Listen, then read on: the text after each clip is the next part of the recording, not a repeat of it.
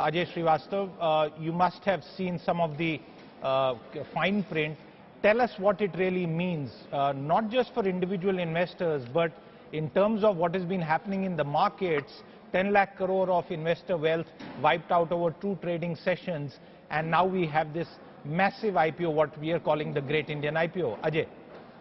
I think it's going to be a great challenge for the IPO to come in this market, given what's happening on the Ukraine front, oil front, our local economy, all put together.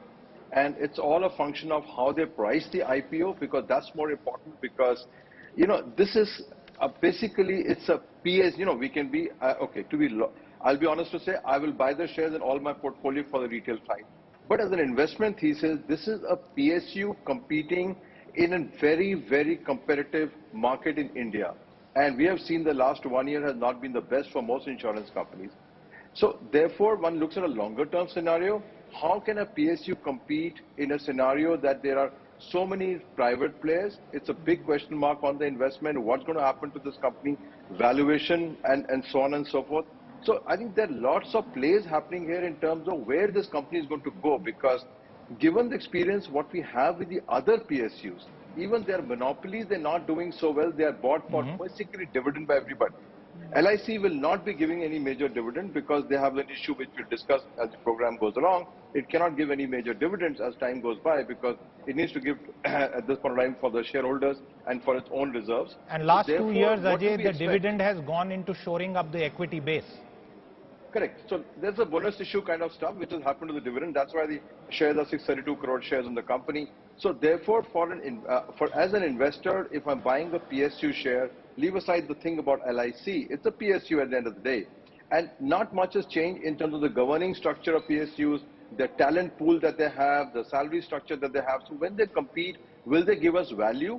And I think I'm hopeful they'll give us value, but somehow or the other, the sinking feeling about BSNL, MTNL, who had monopoly, keeps coming back to haunt me. That I hope it is not that. For the country's sake, we will all subscribe to the shares upfront, but for the future, I think a lot depends upon how LIC responds to competition.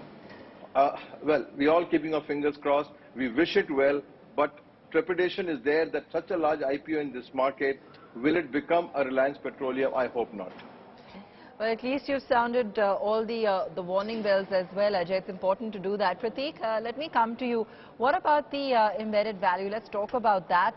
We've seen an increase, perhaps because of the way it's changed how it shares profits with policyholders and shareholders.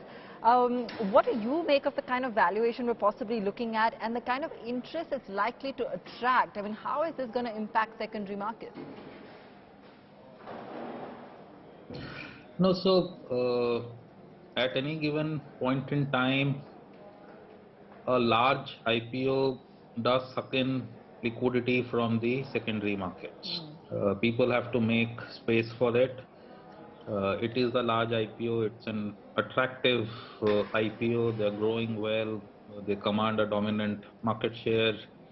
And as of now, what the sense is, it's being priced quite okay as well. So people will make space for it in their portfolios, which then means that they have to sell something that they are holding, and secondary market sees some amount of pressure. So that's the near term.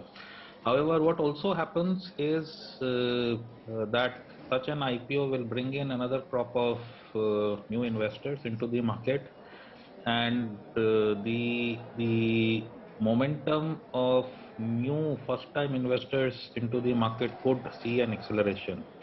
That, to my mind, is a structurally good thing to happen.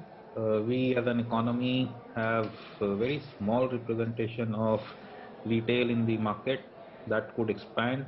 If I go back into history, something like that happened when the Maruti IPO happened. And while yes, in the near term it caused some amount of ripple, but medium to long term, that was the point from which the market started to do well. The same could happen this time around. Keeping fingers crossed, such a large IPO, it should happen. It should happen successfully. It should list successfully, so that people who are coming into the market for the first time experience some positivity, and that could help the market in a big manner. It is not only LIC, it is also an NSE issue which should be happening. And yes, till it happens, like I said before, it's one of the points which the markets have to digest. The markets following the earnings kind of thing that we always talk about would happen only after such large issuances have been digested. Right.